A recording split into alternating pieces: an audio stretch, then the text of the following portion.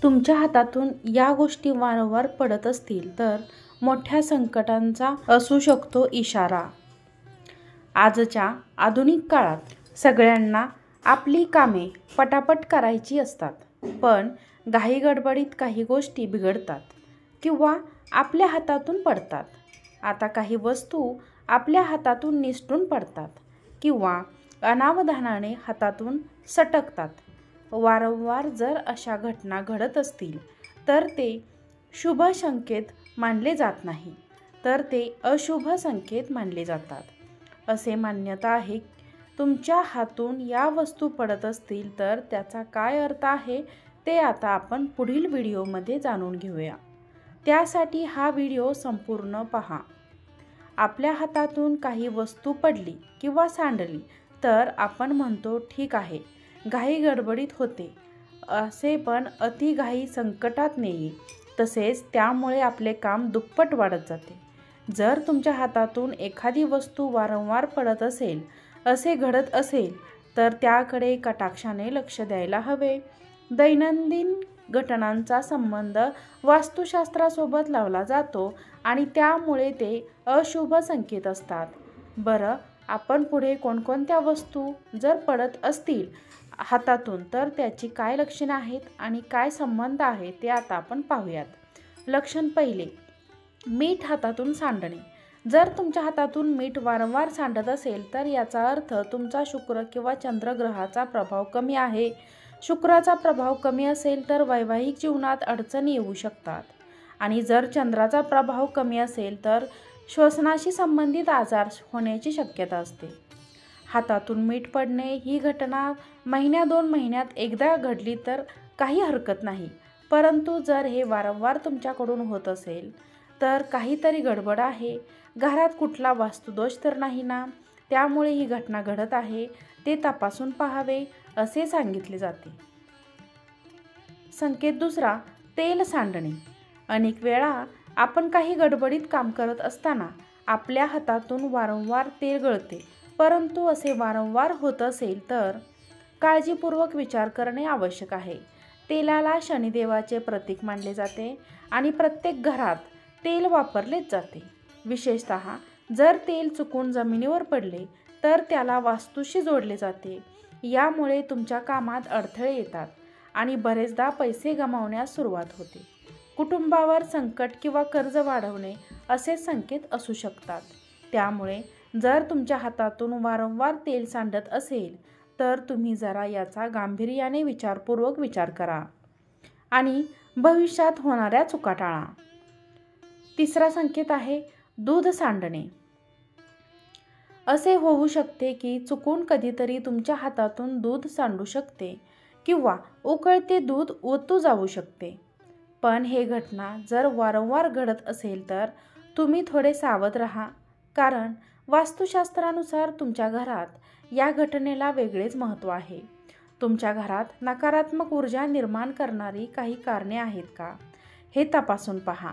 ज्योतिषशास्त्र दुधाचा संबंध चंद्राशी लावलेला आहे, त्यामुळे दूध सांडणे म्हणजे घरात आर्थिक संकट येणार आहे असे संकेत असतात। त्यामुळे तुम्ही या घटना दुर्लक्ष न करता त्या जपून दूध हाताळावे। चौथा संकेत आहे काळी मिरी सांडणे। जर काळी मिरी हातातून सांडत असेल तर हे देखील अपशकुन मानले जातो। असे काही घडले की तुमच्या नात्यात दुरावा वाढेल असे म्हणतात। विशेष करून पती पत्नीने यावेळी काळजी घ्यायला हवी। खाली सांडलेली काळी मिरी नकारात्मकतेचं प्रोत्साहन देते। जेव्हा हे असे घडते तेव्हा तुम्ही इतरांशी वाद घालू नये, सर्वांचे प्रेमाने वागावे आणि भविष्यात काळी मिरी हातातून न सांडण्याचा प्रयत्न करावा, कारण वास्तुशास्त्राने ज्योतिषशास्त्रात काळी मिरी सांडणे हे अपशकुन मानला जातो। पाचवा संकेत आहे जेवणाचे ताट पडणे किंवा आपल्याकडून अन्न सांडणे। तुम्ही नेहमी जेवण वाढत आहात आणि तुमच्या हातातून जर अन्न सांडले तर तुमच्या घरी पाहुणे येणार आहेत असे म्हणतात, पण जर तुमच्या जेवणाचे ताट हातातून खाली निसटले आणि जमिनीवरती पडले तर सगळे अन्न घरभर विखुरले जाते आणि अशा घरात दारिद्र्य येते अशी समज आहे। तसेच स्वयंपाकघरात वास्तुदोष असू शकतो, तो तपासायला हवा.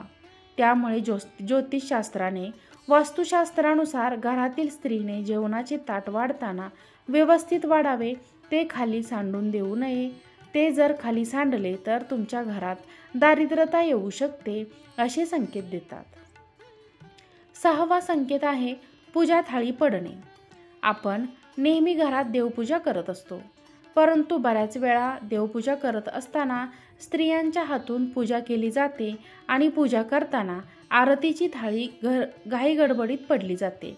परंतु जर ती वारंवार पडत असेल तर ते अशुभ लक्षण मानले जाते.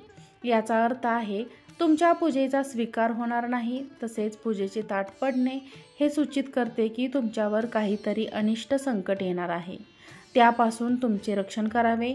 या हेतूने तुम्ही भविष्यात योग्य तो देवाचा मार्ग स्वीकारावा आणि तुमच्या कुलदेवतेला साकडं घालावं की माझ्यावर झालेला अनिष्ट आहे ते दूर व्हावे. 7वा संकेत आहे सिंदूर किंवा कुंकू खाली पडणे. सिंदूर किंवा कुंकू हे सौभाग्याचे प्रतीक मानले जातात. मान्यतेनुसार सिंदूर किंवा कुंकू खाली पडणे म्हणजे पती आणि कुटुंबावर काही संकटे येत असल्याचे लक्षण मानले जाते. कुंकू पडल्यावर त्याला हाताने किंवा झाडूने स्वच्छ करू नये, तर ते स्वच्छ कपड्याने उचलून डब्यात ठेवावे. परंतु जे पडल्याने खराब झाले आहे ते पाण्यात टाकावे आणि सर्व काही ठीक होईल अशी कुलदेवतेला प्रार्थना करावी. संकेत नंबर 8 कलश किंवा पाण्याने भरलेलं भांडे पडणे. पूजेसाठी कलशात पाणी घेऊन जाताना तो हातातून सुटला तर तो अपशकुन मानला जातो. पाण्याने भरलेला तांब्या, पाण्याने भरलेला ग्लास हातातून पडणे या गोष्टी देखील शुभ मानल्या जात नाहीत. हातातून पाण्याचे भांडे पडले म्हणजे पितृ दुखावतात, तसेच कुटुंबात दुरावा निर्माण होतो असे मानले जाते. वास्तुशास्त्रानुसार जुन्या काळी लोक अशा घटना घडल्यावर अन्न शिजवताना प्रमाण वाढवत असतात, जेणेकरून पाहुणे आले तर त्यांच्यासाठी जेवण कमी पडू नये. तर हे होते वरील संकेत. जेणेकरून वारंवार अशा गोष्टी घडल्या तर तुम्हाला आर्थिक संकटांचा असू शकतो इशारा. तुमच्या घरात दारिद्र्यता येऊ शकते. त्यामुळे तुम्ही नेहमी तुमचे काम करत असताना व्यवस्थित लक्ष देऊन करावे आणि तुमच्या घरावर येणारे संकट टाळावे.